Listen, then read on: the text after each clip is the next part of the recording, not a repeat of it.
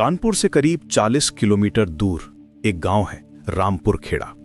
गांव के बाहर एक वीरान पहाड़ी पर एक पुरानी टूटी फूटी हवेली खड़ी है। लोग उसे काली हवेली कहते हैं।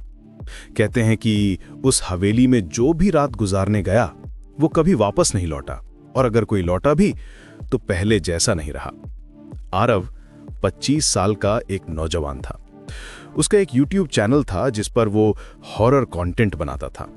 नकली भूत और बनावटी डरावनी कहानियों से वो बोर हो चुका था। उसे एक असली कहानी चाहिए थी, एक असली डर। और इसी खोज में वो रामपुर खेड़ा पहुंच गया। गांव वालों ने उसे बहुत समझाया। एक बूढ़े चाचा ने उसके कंधे पर हाथ रखकर कहा, बेटा वहां मत जाओ, वो हवेली जिंदा है। आरव मन ही मन हंसा। हवेली भी कभी जिंदा होती है क्या?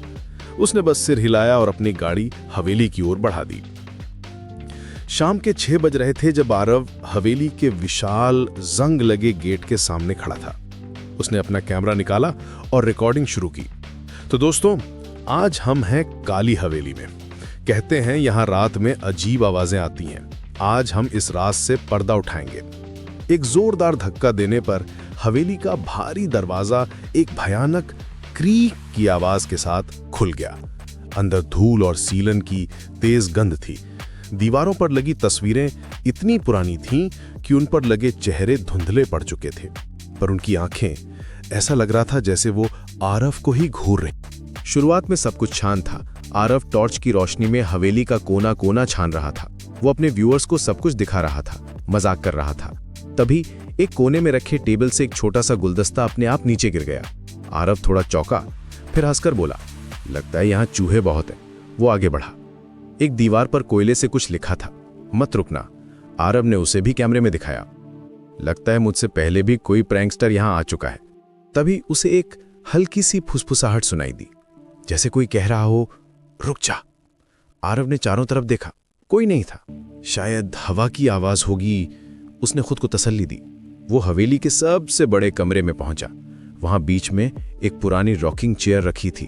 अचानक वो कुर्सी धीरे धीरे अपने आप हिलने लगी। आरव की हंसी गायब हो गई। उसके हाथ कांपने लगे। कुर्सी हिलते हिलते अचानक रुक गई। आरव हिम्मत करके कुर्सी के पास गया। जैसे ही उसने उसे छूने के लिए हाथ बढ़ाया, कुर्सी जोर से उसकी तरफ घूम गई।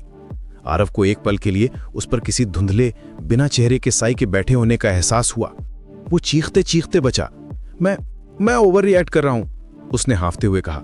उसने अपनी घड़ी देखी, सिर्फ 7:15 हुए थे। तभी उसके पीछे एक दरवाजा जोर से बंद हुआ। धड़ाम, पूरे कमरे में अंधेरा छा गया। उसकी टॉर्च भी बंद हो गई थी। आरव ने घबराहट में अपना फोन निकाला और उसकी लाइट जलाई। सामने दीवार पर जो परछाई थी वो उसकी नहीं थी। वो परछाई धीरे धीरे दीवार से अलग हुई और एक काले धुएं की तरह उसकी तरफ बढ़ने लगी। आरव की सांसें अटक गईं। वो पलट कर भागा। वो जिस भी दरवाजे को खोलने की कोशिश करता वो बाहर से बंद मिलता। वो हवेली में कैद हो चुका था। तभी उसके कान में एक बर्फीली सांस महसूस हुई और एक सर्द आवाज आई, तू क्यों आया है? आरव की चीख निकल गई। वो पागलों की तरह मेन दरवाजे की तरफ भागा, उसे पीटने लगा, कोई है, खोलो प्लीज। तभी उसकी नजर सीढ़ियों पर पड़ी। वहां सफेद कपड़ों में एक लड़की खड़ी थी। उसके लंबे बाल चेहरे पर बिखरे हुए थे। उसका सिर अजीब तरह से एक तरफ झुका हुआ था और सबसे डरावनी बात, वो सीढ़ियों से पीछे की तरफ उल्टे पैर उतर रही थी। आरव का कैमरा भी ऑन था। वो कांपते हाथों से उस लड़की को रिकॉर्ड कर रहा था। लड़की सीढ़ियों के बीच में आकर रुक गई।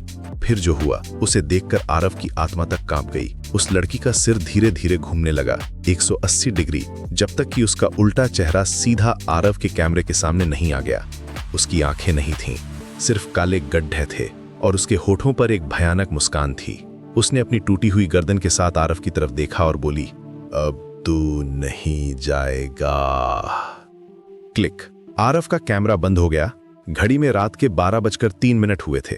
अगली सुबह जब गांव वाले हिम्मत करके हवेली के पास गए तो दरवाजा खुला हुआ था। आरव का कैमरा बाहर जमीन पर पड़ा था। आरव गायब था। हवेली की एक दीवार पर खून से लिखा था, एक और। पुलिस ने बहुत ढूंढा पर आरव का कोई सुराग नहीं मिला। वो हवेली उसे निगल चुकी थी। आज भी रामपुर खेड़ा के लोग कहते हैं कि रात में काली हवेली से एक जानी पहचानी आवाज आती है। तो दोस्तों, आज हम हैं काली हवेली में और इसके बाद एक दिल दहला देने वाली चीख गूंजती।